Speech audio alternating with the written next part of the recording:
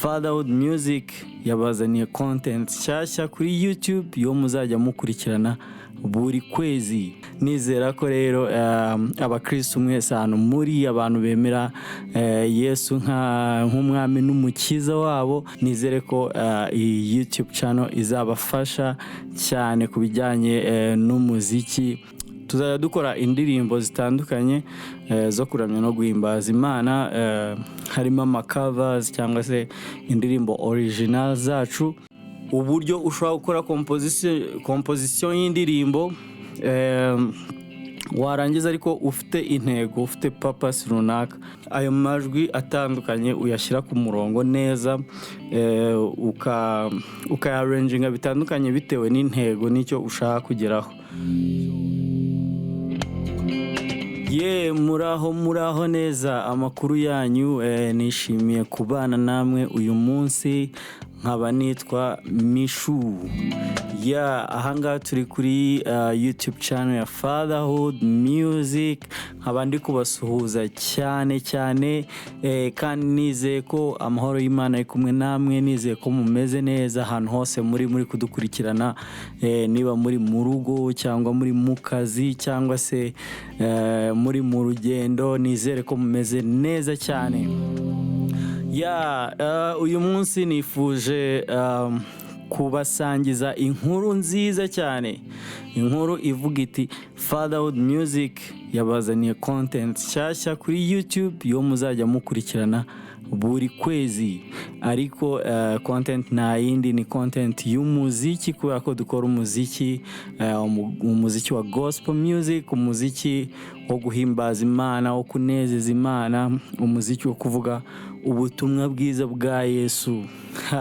Nizera ko rero abakristo mwese hano muri abantu bemera Yesu nk'umwami n'umukiza wabo, nizere ko iyi YouTube channel izabafasha cyane kubijyanye n'umuziki, mugakura mu mwuka ndetse no mu bumenyi bw'umuziki. Rero uyu munsi mbafitiye amakuru y'uko tugiye kongera content muzo twari dusanzwe dufite. Mwe musanzwe muzi yuko twa-uploadinga indirimbo rimwe na rimwe bijyanye no kurecordinga indirimbo mu buryo bwa live streaming, cyangwa se n'indirimbo zindi tuba twarakoze mu buzima busanzwe. Ariko mbibutsa yuko Fatherhood Music ibarizwa muri Fatherhood Sanctuary. Fatherhood Sanctuary nayo ikaba ifite YouTube channel yayo, wayisura. Haba hariho abavugabutumwa batandukanye, natwe tuba turi kuririmba cyane kwa gatano ku cyumweru. Muzajya mubona iteka ryose live streaming y'ibibera muri Fatherhood Sanctuary. YouTube channel akaba ari ya Fatherhood Music, yo akaba ari yo Fatherhood Music ishyiraho ibikorwa byayo bijyanye n'umuziki mu buzima bwa buri munsi. Twari tumaze iminsi rero tutagira ibikorwa tubaha, ariko uyu munsi mbabwira nti noneho uyu mwaka kabisa tugiye kubaha content nyinshi kandi nziza. Nshaka kubabwira yuko ikindi Fatherhood Music content igiye kubaha nizijyanye n'uburyo butandukanye bwo gukora umuziki. Purpose ya Fatherhood Sanctuary ni ugukora indirimbo zihuza abantu n'Imana. Niyo purpose yacu cyane, indirimbo zigufasha gusabana n'Imana. Worship yacu mbese ishingiye ku guhuza abantu n'Imana, atari ukuririmbira abantu gusa, ahubwo mbese kubayobora mu mwanya wo kugira ngo bahure n'Imana. Iyo niyo purpose ya Fatherhood Sanctuary muri rusange. Kandi muri rusange natwe nka Fatherhood Music akaba ariyo dukurikira iyo ntumbero cyangwa se iyo vision mu bijyanye no kuramya no guhimbaza Imana. So uyu munsi rero nshaka kubabwira tuti tuzajya dukora indirimbo zitandukanye zo kuramya no guhimbaza Imana, harimo amacovers cyangwa se indirimbo original zacu. ariko hari zimwe tuzajya turikodinga mu buryo busanzwe, mbese tukazitunganya mu majwi n'amashusho cyangwa se ariko mu buryo buri indirect. Ni mu buryo dushobora kujya muri studio tukarekodinga indirimbo tukayishutinga, twarangiza tukayibagezaho. Hari n'ubundi buryo buri direct tuzajya dukora nka live, noneho ibintu byose tukabifata live streaming tukabishyiraho, cyangwa se tukanabirekodinga live gutya kuri set, twarangiza tukabya-uploadinga. So purpose cyane navuga ngo iyi content tugiye gushyiraho ni uburyo bwo kubereka uburyo butandukanye bwo gukoramo umuziki. Abantu bakoramo umuziki ntago navuga ngo ni uburyo bushyashya, ahubwo ni uburyo busanzwe abantu bose muri rusange bakoramo umuziki. Tukwereka impamvu zitandukanye ushobora gukoramo arrangement y'indirimbo bitandukanye, cyangwa se uburyo ushobora gukora composition y'indirimbo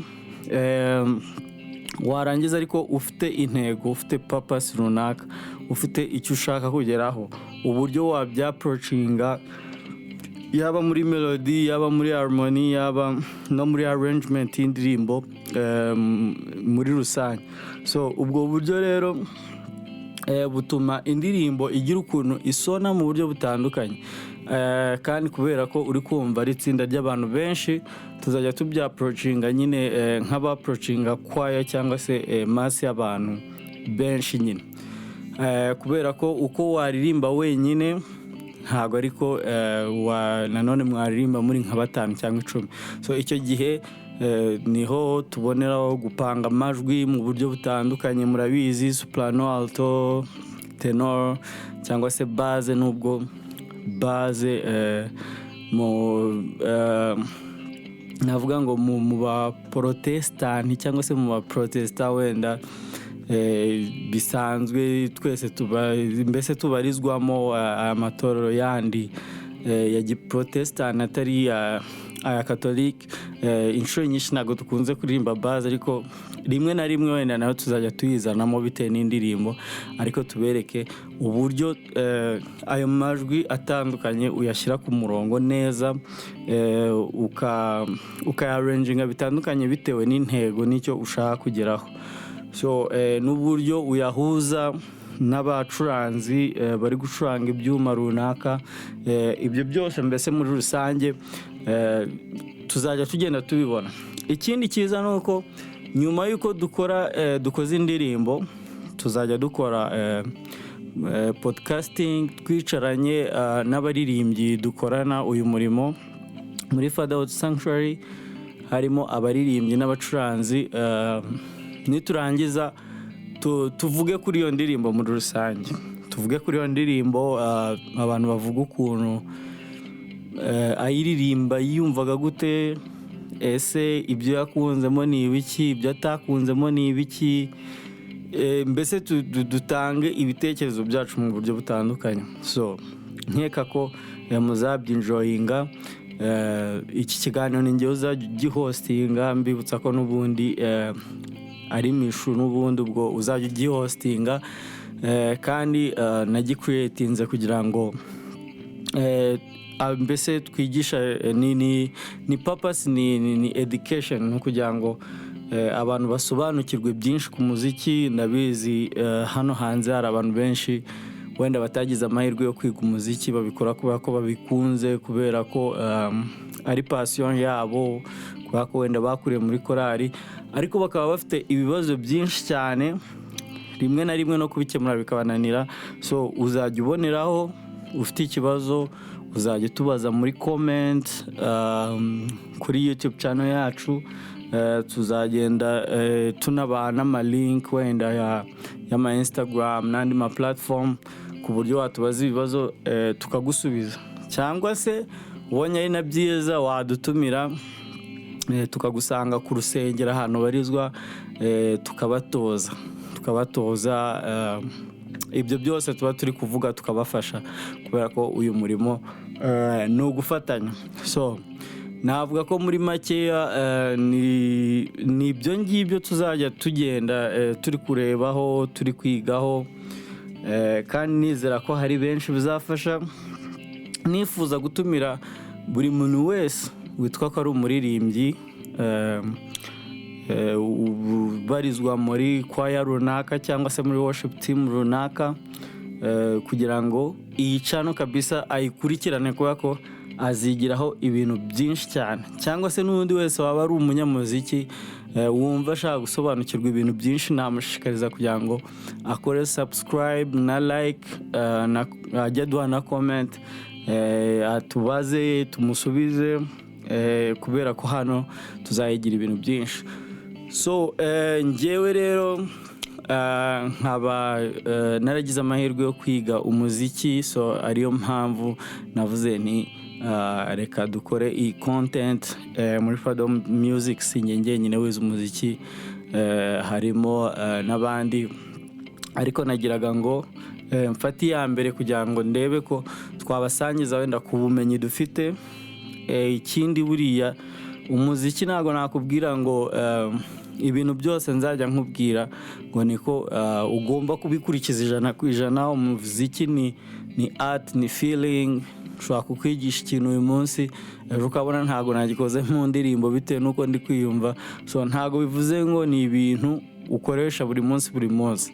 Ni ibitekerezo nyine abandi bose bakoresha muri rusange, ariko ibyo bitekerezo byinshi nibyo ugenda utoranyamo iby'ingenzi wumva ushaka gukoresha mu bikorwa byawe. So nizera ko ibyo bintu byose tuzagenda tubyigira hamwe, natwe tuzagenda tubafasha ko dushoboye, kugira ngo uyu murimo Imana yaduhamagariye gukora kugira ngo tuwukore neza cyane kurushaho, nk'uko Yesu abivuga, mu kuri no mu mwuka. Mu kuri, ikintu cy'ukuri, so ni ikintu navuga ngo gikozwe neza, gikozwe mu mucyo, gikozwe mu buryo bwiza.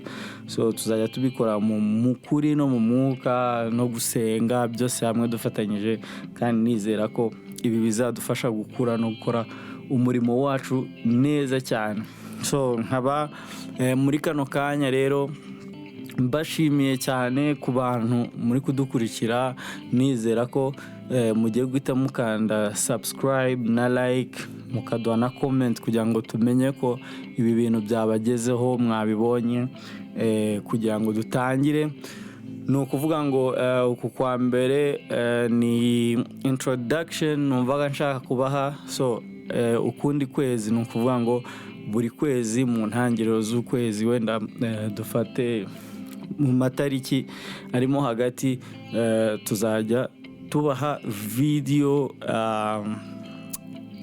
y'indirimbo ndetse na podcast yo kuvuga kuri iyo ndirimbo tukayikomentingaho. So nkaba nshimiye mwebwe, nkaba nshimiye Fatherhood Sanctuary n'ubuyobozi bwayo, kuva kuri Bishop Hakizimana Pacifique n'abandi bose bari muri administration y'itorero. Nkaba nshimiye Fatherhood Music, dukorana umunsi ku wundi, aba members bayo bose, abacuranzi n'abaririmbyi, komite yayo, nabo nkaba mbashimiye ku bw'iyi platform.